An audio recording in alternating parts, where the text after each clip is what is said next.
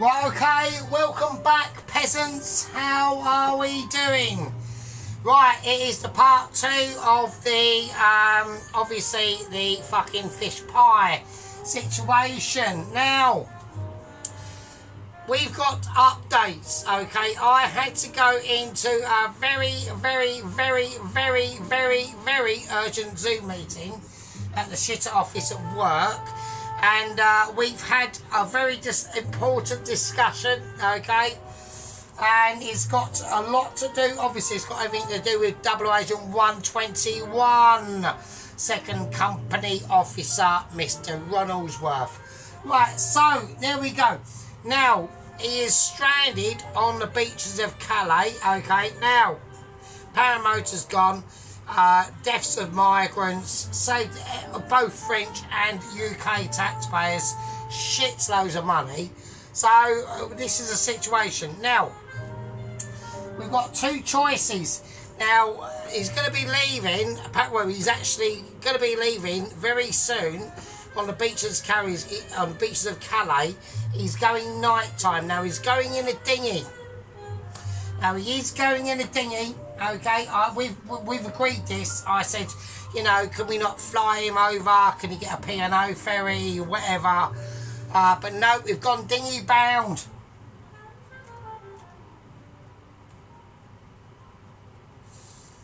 Okay, so now I've said to myself, right, so I want a bit of tactical awareness on this dinghy bound situation, to be honest with you. I'm just stirring up my potatoes. I'm just getting them ready, alright? So, because last time we forgot to put in the Dijon mustard, so we're going to do that now. So, I said, right, okay, now, is he going to go in a dinghy with the rest of the illegal migrants that should not be entering our country, and we should basically just be sending them back? But we're not, and over their lifetime will each cost our taxpayer of the British economy and the British people £400,000. And I said to myself, you know what, might be a better idea. So I'm going to put a nice teaspoon of Dijon mustard in there. I said, you know what might be a better idea is we're going to go dinghy bound, okay, but we're going to have him in his own dinghy, but going over the channel with a group of illegal migrants, right? So, and they've said, and I was almost outvoted on this, right? And one of the lower echelons of Mitchie said, well, why can't we just whack him in a dinghy with the rest of the illegal migrants in your country, technically, culturally ruining it, replacing you generally, and basically costing you shitloads of money. So you are being replaced by actually paying for your own replacement. And I went, no. What I want to do is I want him to go over in the group of them, but on his own dinghy. Okay. Luckily, they've accepted that. Okay. So at the moment, I think he actually leaves offshore on the Calais coast, because it only takes about 45 minutes, right? 45-50 minutes, right? And he's going to be leaving and the Calais shore in his own dinghy, just by himself, but surrounded by a group of illegal immigrants, right? And that's how we're going to do it. Now, once he touches Dover, right, and he's on UK soil, he has been given specific instructions, and there is going to be a Mitchie echelon a lower echelon Mitchie agent ready, and he's already there to give him the money to get a train straight into London, straight from Dover into Paddington, and then he gets the underground over to Liverpool Street, on the train up to Essex, or over and up to Essex. And basically I hear a doorbell and he's at the door and he's got the letter. So we are fucking the closeness is amazing. The closeness is amazing. Now obviously we have the Trump election, okay, not the Trump election, we've got the American election, okay, and fingers crossed for that. Yeah, fingers crossed for that.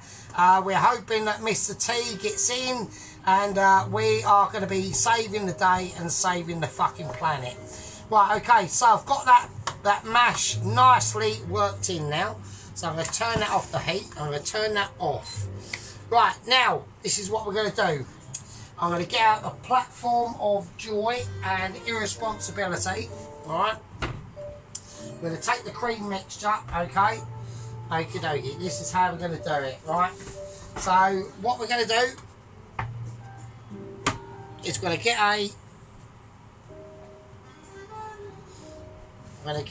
a bowl of joy out here now.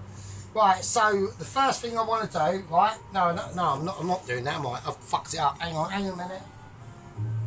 No, we're not doing that. We're not doing the platform of irresponsibility. We're doing no platform irresponsibility because I've gotten too ahead of myself there. Well, I need to create the roux, alright? So, there we go. I got a little bit carried away there. I was getting overexcited because I'm so excited. I get all like fucking, almost get like an erection. Right, okay, so I'm going to whack in some flour. I'm going to whack in some butter first, obviously. Right, so here we go. We're going to go for the butter. Right, so we want to try and create a roux for this now, right? So here we go. I'm going to put in that much butter first. The butter is going to be on hold. And we need a whisk. We need a whisk of joy, okay? Now, as soon as that butter starts to melt, which it will do, because I'm whacking on ultra high heat, okay? So, I can't believe it. I mean, like, you know, who'd have guessed that Double Agent 120 was almost about to do this, yeah? I mean, all day at work, I've been fucking, I've been pacing around, I've been, you know, my boss said to me, he goes, oh, you know, Sergeant, you're a bit agitated, what's going on? And I said, you know what it is, right? You know, we've been through this promotional event.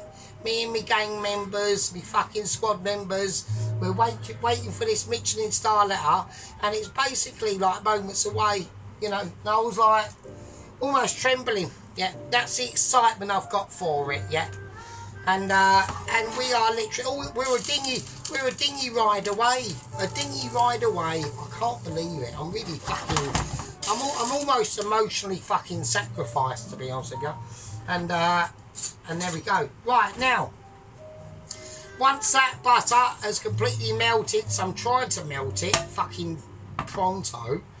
Right, okay, so there we go. Right, here we go. Right, we're going to whack in. I'm not going to wait. Oh, come on, just melt the bastard, for God's sake. Right, okay, right.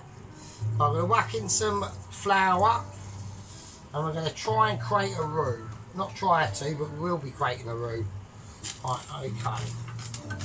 There we go. So we're going to mix that butter in. I'm going to turn it down now because I don't need it on a high heat like this. Almost lost me gizmo. Right, we need some more butter. Probably quite a lot more actually.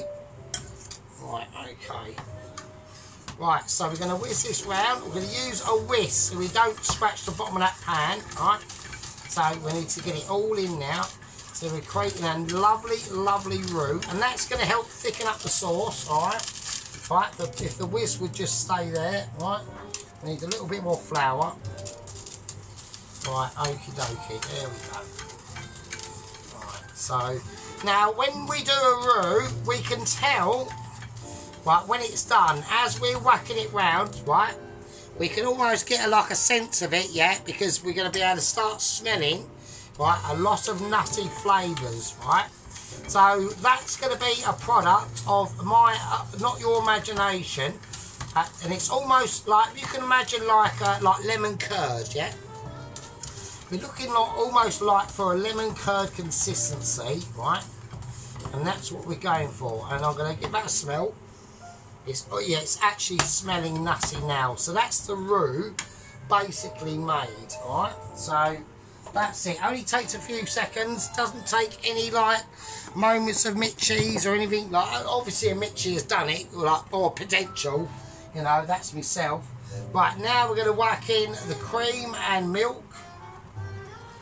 In that goes, right, and as soon as that hits that pan, now we start to whiz it round, and this is where we want the heat to come up now, because we want to start to reduce that sauce down, because at the moment it's just slightly too thick, right?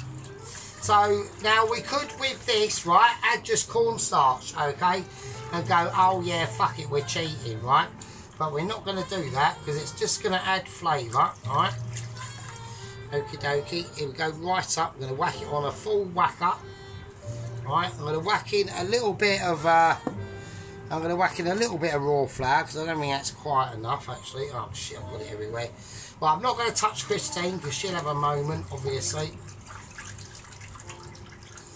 There we go. Now, right, now I'm going to start to, I've got some elaborations on Ainsley, okay?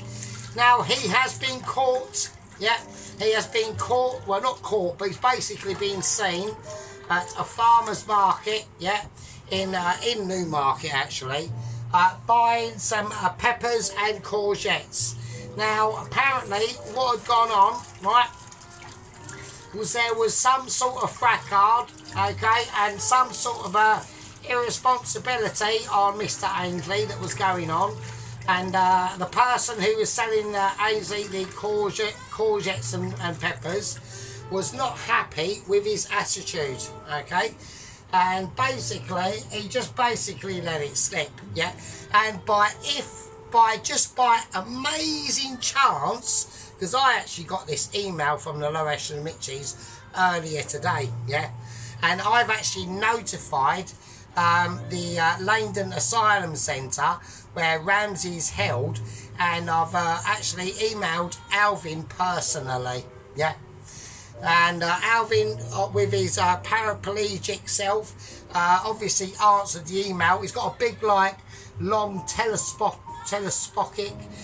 thing on his head that he can tap with his head. It's like he wears a headband and he's got like a big long thing and he points down at it and it taps the keys and shit like that. And I actually emailed Alvin and he actually then emailed the Lower Echelons and Mitchies.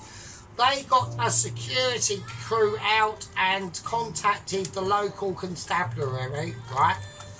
And we was not happy with this, right? Shit. I was not happy with this. And basically what had gone on, right, is that Ainsley was extremely in a situation that he was saying to the local farmer who's selling them these courgettes and peppers, and he was saying, no, for like a TV show, and the farmer called him bullshit. That's now starting to really thicken up. That's good. That's about as thick as I want it to go now. Right, I'm gonna clean the oven. Christine's gonna turn herself off, and basically he sold them. He actually gave the courgettes away to Ainsley free of charge. Absolutely free of charge, because he said, right, I know what you're up to. I know what's going on, right? And basically Ainsley was like, and was none the wiser, you know, and Ainsley was actually probably quite pleased. Actually just went off on his merry way with his courgettes and peppers. And basically I got an email. I contacted the Lower Echelons of Mitchies. They contacted NASA, and then they contacted Alvin at the local asylum centre, and all has been resolved. So basically what's gone on, right, is that they're now keeping a tabs on Ainsley, because he's roaming about the countryside, okay, saying about fucking, oh yeah, I'm going to get Sergeant Fury Toes, and I'm going to fucking, basically, he's got a plot, basically, to poison me with a free, ready, steady cook meal, with courgettes and peppers with some fucking curry goat and fried rice. Now luckily I'm onto this, right?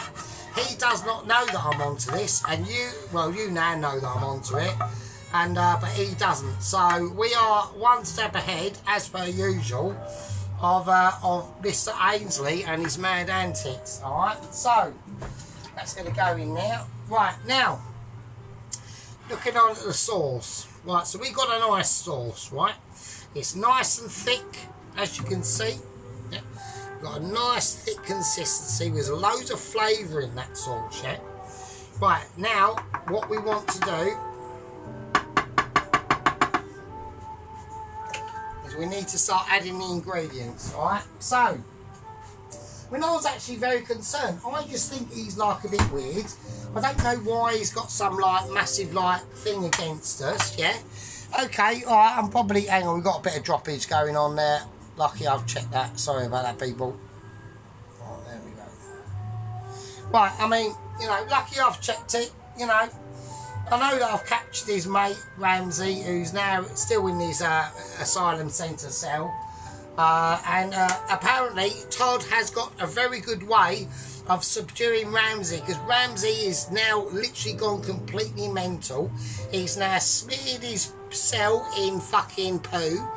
He's refusing any food, and all he's eating is munching crayons, rummaging around his cell, saying fucking, I created the best beef Wellington in the world, I want my beef, give me a welly. Yeah, and that's all I'm fucking saying. Right, so we're going to now put in the fish, okay? So we've got the hake, the smoked haddock, right? So we're just going to lay this in here. All of it's going in.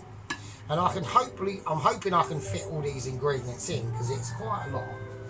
Right, so that's going in. I will need a spatula of some description. So there we go. Right, okay, so we need to get this below the sauce, right? Now this sauce is the perfect consistency. So you want it really like almost like wallpaper paste, yeah? So let's get that in now, alright? Right, next thing I want to do is I want to put in I'm going to whack in some sweet corn. Right, so we're going to mix it in all individually.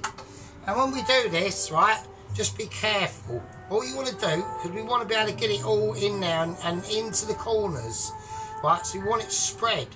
Yeah, so we're just going to spread it, keep it nice and simple. Don't get too uncomplicated about things, yeah?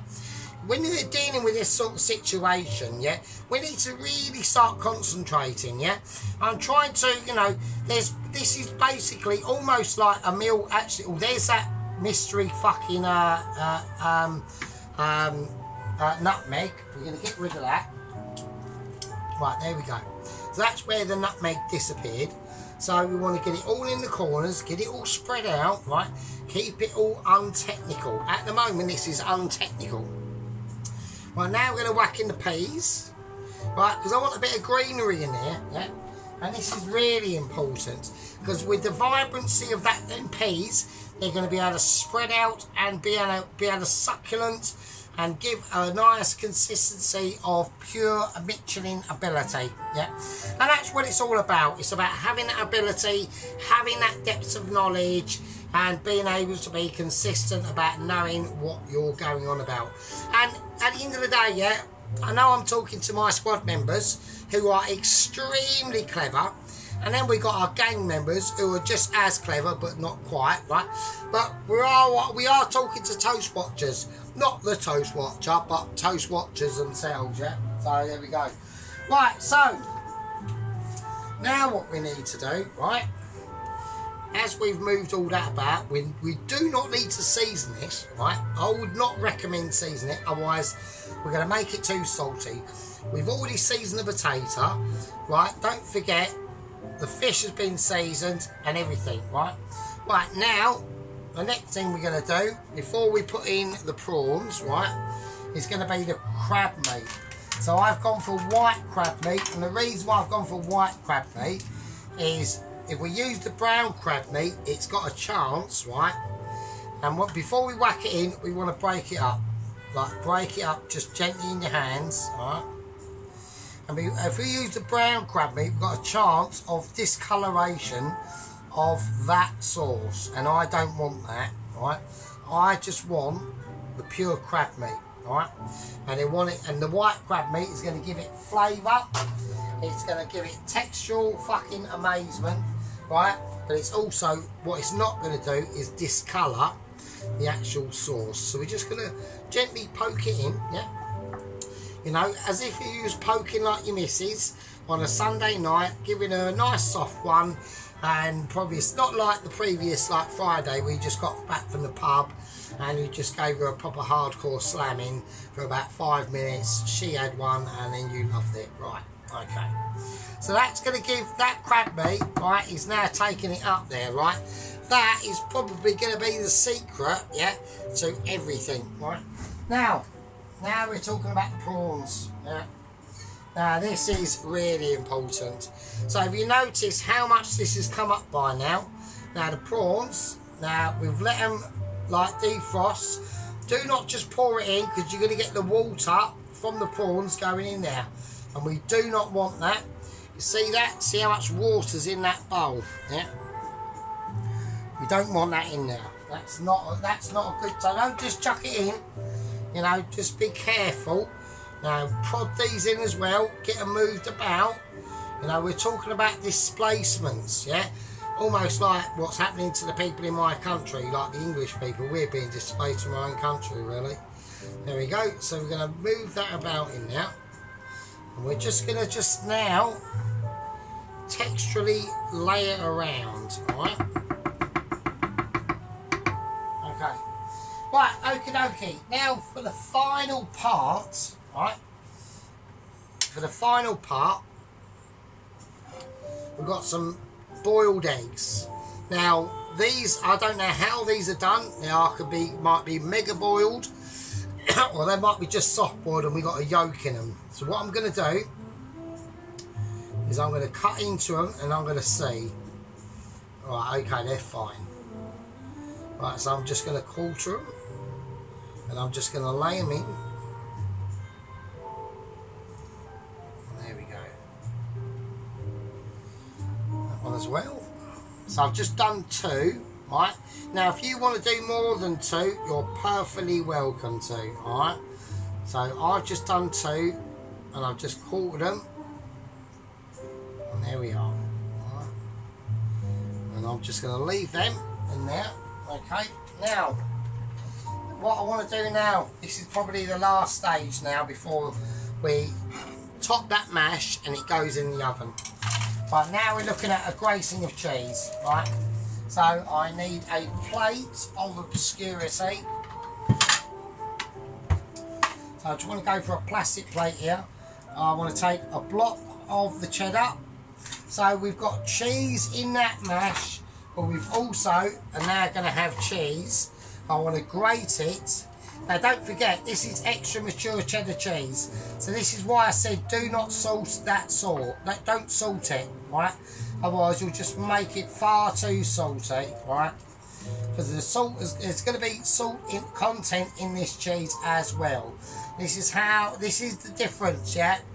A lot of people make these mistakes, yeah, and you know, I mean, even Todd, who's guarding Ainsley, guarding Ramsey, has discovered this mistake, yeah, while he was brewing up a fucking curry pot noodle, and he said to me the other day, you know what? I poured the water in, I poured the sauce in, and I added extra salt, and I went, you just made a massive mistake there, because you got to remember, them pot noodles are full of all sorts of sodium, right, and all sorts of nitrates.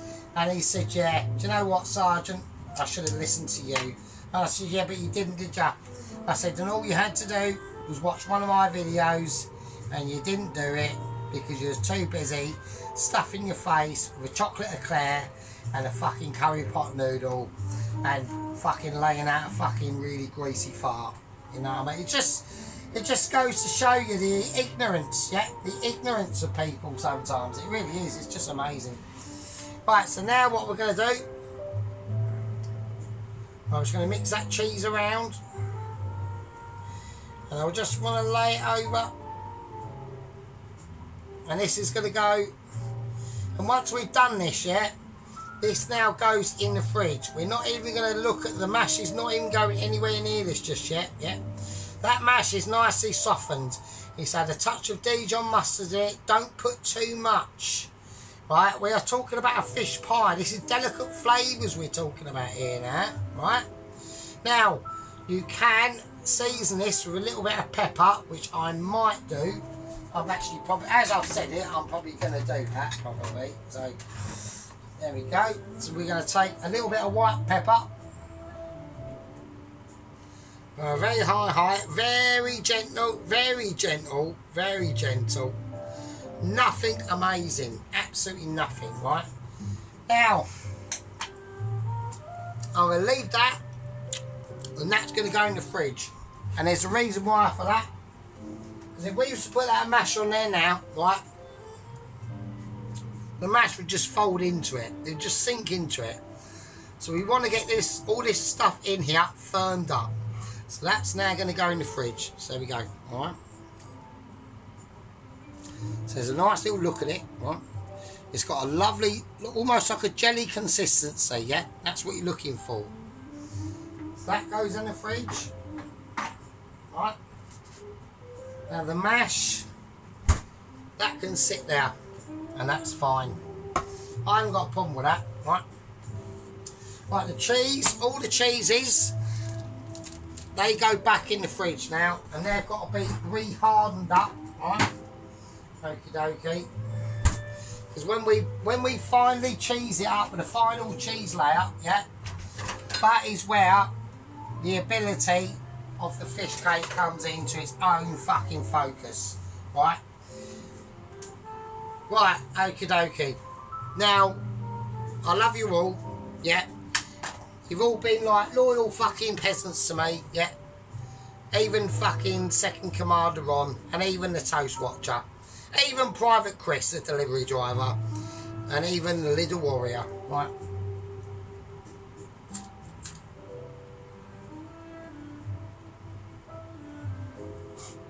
We're going to leave that in the fridge, firm up, yeah.